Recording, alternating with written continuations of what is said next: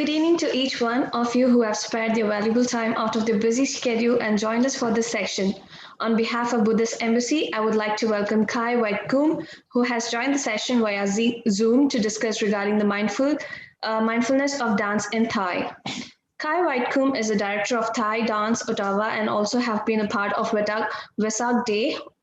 I would also like to invite Visita Leela Ratnam, who is the brand ambassador of Buddhist Embassy, to this interview.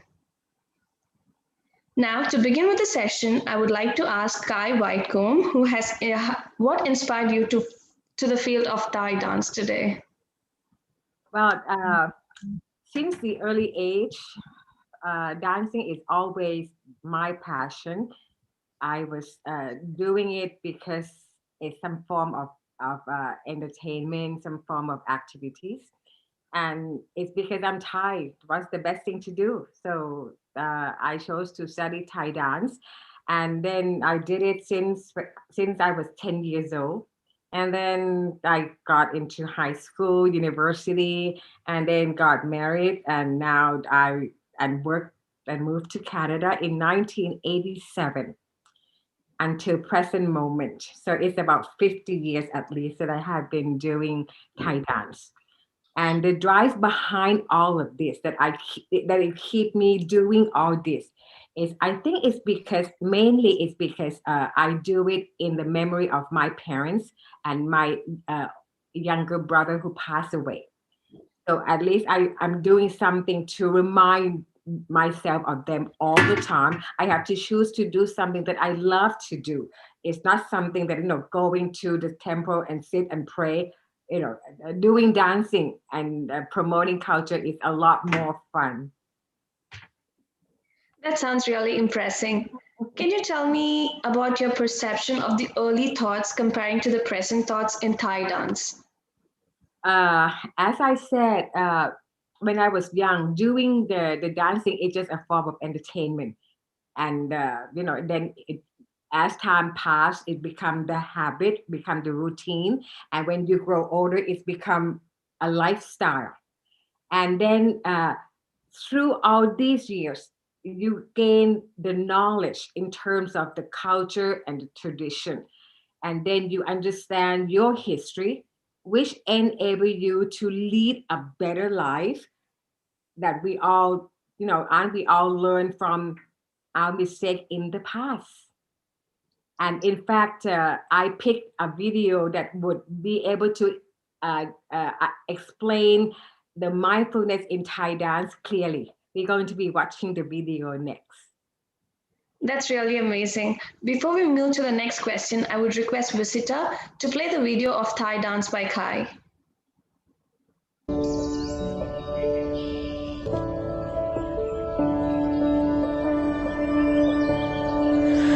Hoje mane na mana, hoje mane na mana,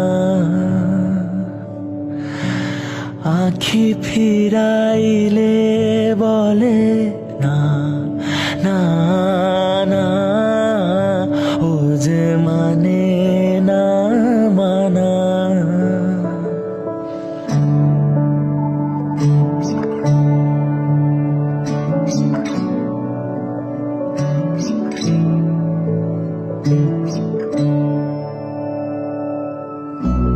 যত বলি নাই রাতি মলিন হয়েছে বাতি, যত বলি নাই রাতি মলিন হয়েছে বাতি, মুখ পানে চেয়ে বলে না না না, ও যে মানে না মানা.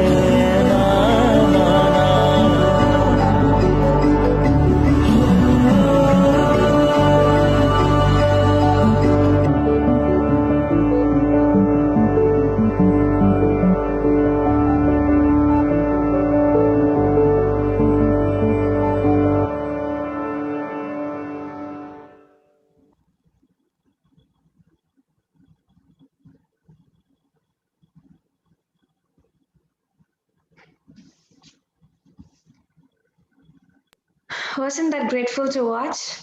Now, to move on with the discussion, is there a correlation between Thai dance and Buddhist practices such as meditation?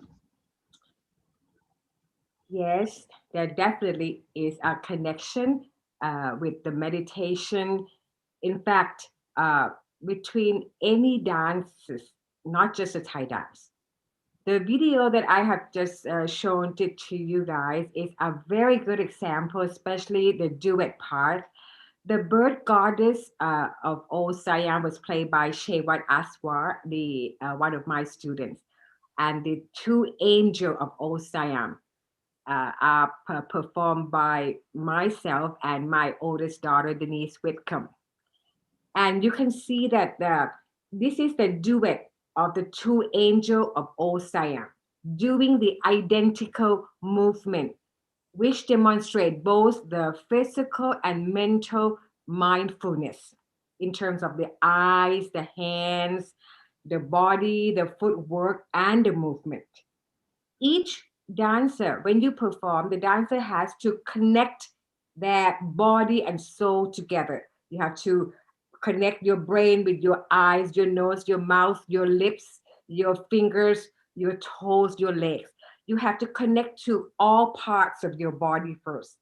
And then the two angels will connect their movement with one music and they synchronize that. We didn't realize that until I looked at this duet and I thought, gee, then they both synchronize with the music, and that's what create the duet. I later then discovered and realized that uh, dance and music or anything you do in daily life, like walking, cleaning, cooking, singing, it could be considered as a form of meditation if you're doing it with mindfulness, with being mindful of what you're doing. The better you concentrate or being mindful, the better performance or the result you will accomplish.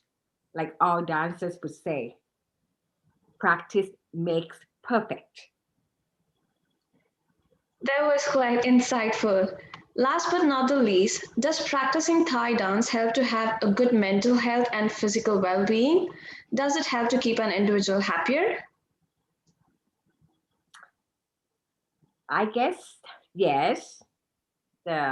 All of you might be thinking the same thing. How?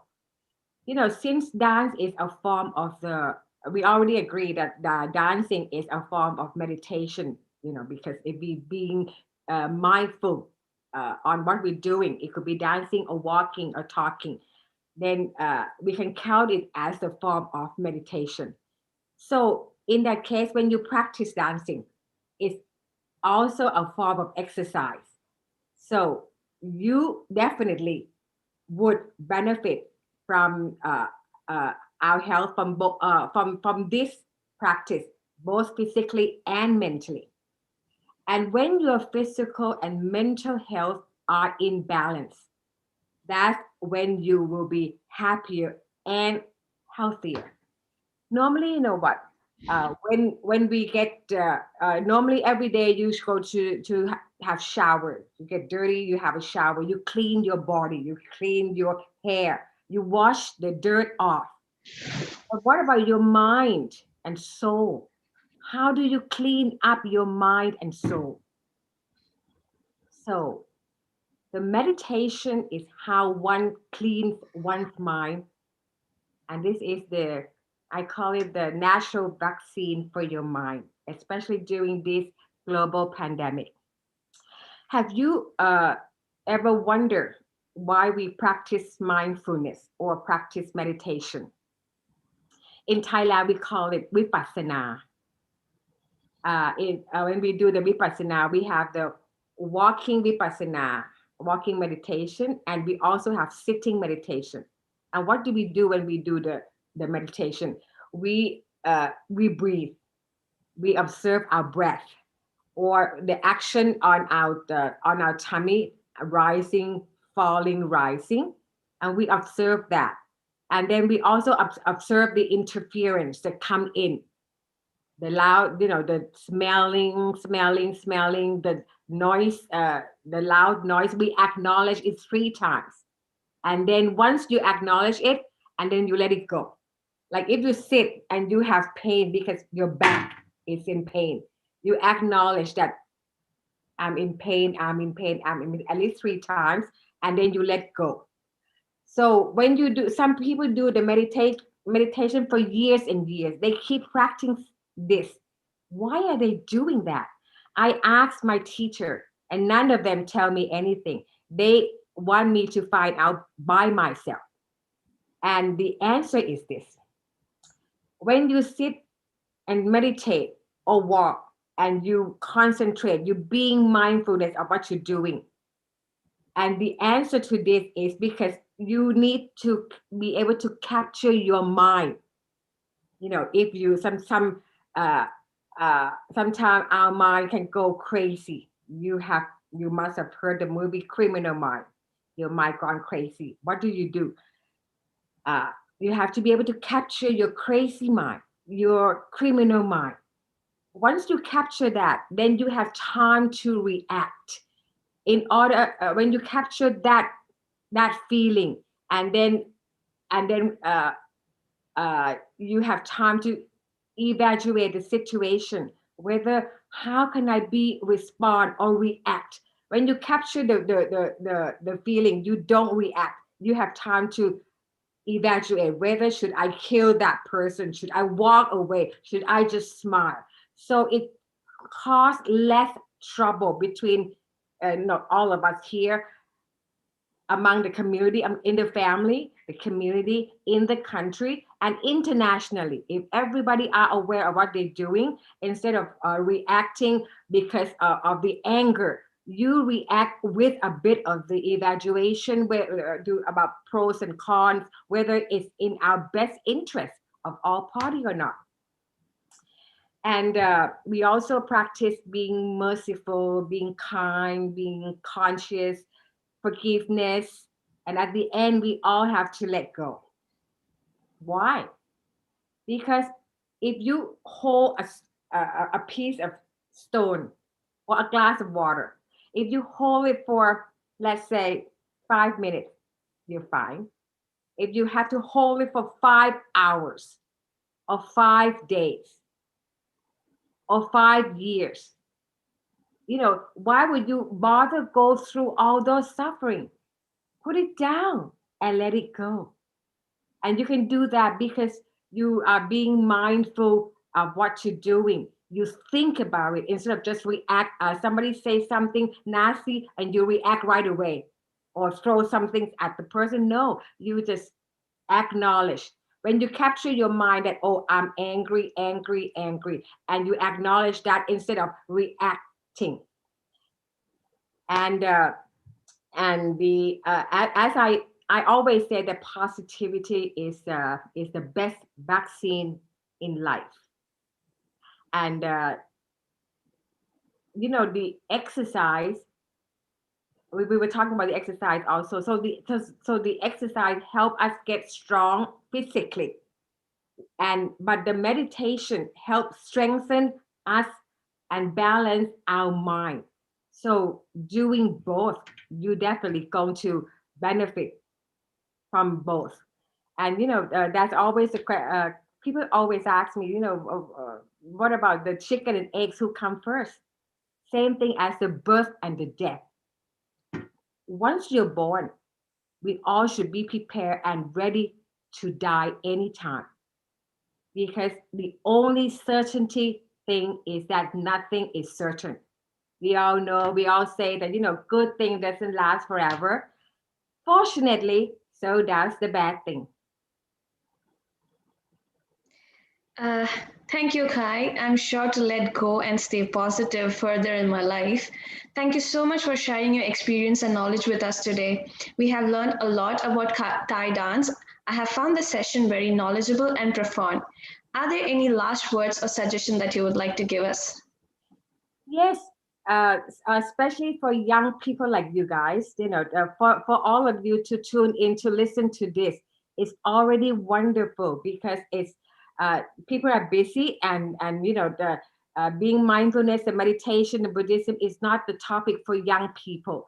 But had I known what I know now when I was young, my life would have been a lot better, a lot of benefit.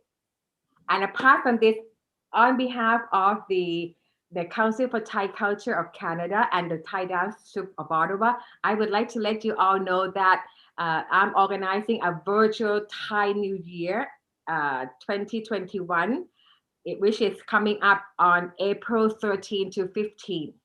It's going to be online anyway. But this year is going to be a very special one because we also celebrate the 60th anniversary of the diplomatic relation between Thailand and Canada. Thank you for your invitation, Kai. I would like to thank each and everyone who is here for this session. And if you're watching this interview, thank you for your time and watching.